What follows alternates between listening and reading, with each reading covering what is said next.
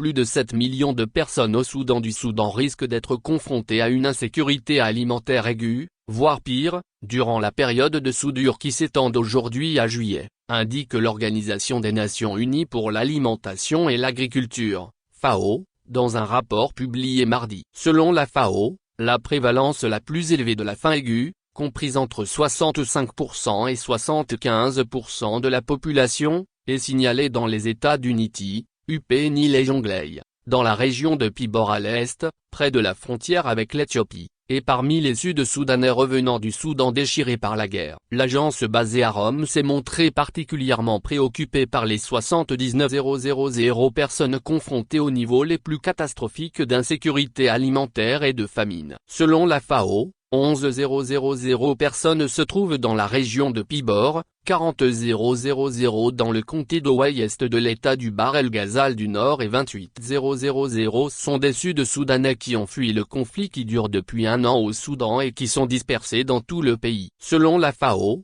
les principaux facteurs à l'origine de la situation désastreuse de la sécurité alimentaire sont les défis économiques prolongés qui ont provoqué une forte inflation, des approvisionnements alimentaires insuffisants, l'impact persistant d'années consécutives d'inondations généralisées et des épisodes de violence intercommunautaire. Le pays enclavé est confronté à une crise économique due à une baisse des exportations de pétrole après que le Soudan, déchiré par la guerre, a déclaré la force majeure sur les cargaisons de pétrole, le principal produit d'exportation du Soudan du Sud, passant par le pays en mars. Les combats au Soudan ont affecté les cargaisons destinées à un terminal situé près de Port-Soudan, sur la côte de la mer Rouge. La plus récente nation du monde, qui a obtenu son indépendance du Soudan en 2011, s'efforce également d'intégrer des forces militaires rivales, de rédiger une nouvelle constitution et de préparer ses premières élections, retardées, qui auront lieu en décembre 2024.